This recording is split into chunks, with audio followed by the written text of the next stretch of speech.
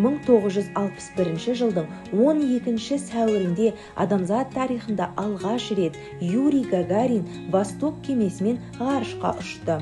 Әр жылдары Байқоңырдан Восток, Восход, Союз, Прогресс ғарыш кемелері, Салют, Мир орбиталық станциялары, байланыс мақсаты үшін пайдаланылатын Протон, Прогноз зонд ракеталары, Молния, Экран, Горизонт, Метеор, Радуга секілді метеорологиялық бақылаулар жүргізуге арналған құрылғылар ұшырылды.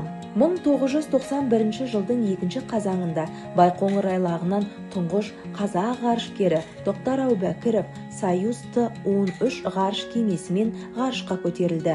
1994-1998 жылдары Ресеймен бірлескен бағдарлама бойынша қазақ ғарышкері Талғат Мұсабаев ғарышта 2 рет болды. Ал 2015 жылдың 2 қыркүйегінде 3 қазақ ғарышкері Айдын Айымбетов Байқоңырдан көкке көтерілді. Қазіргі таңда ғарыш айлағына қарасты Байқоңыр қаласында 57.441 халық тұрады. Оның ішінде 40.615 адамы Қазақстан Республикасының азаматтары болса, 15.507 адам Ресей Федерациясының үлесіне тиесілі.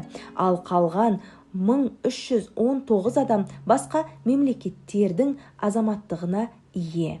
Айлақта 9 ұшу кешені ғарыш аппараттары мен зымыран тасығыштарды құрастырып, сынақтан өткізілетін 11 ғимарат, ғарыш аппараттары мен екпінді блоктарға отын және сығылған газды құюға арналған 3 станция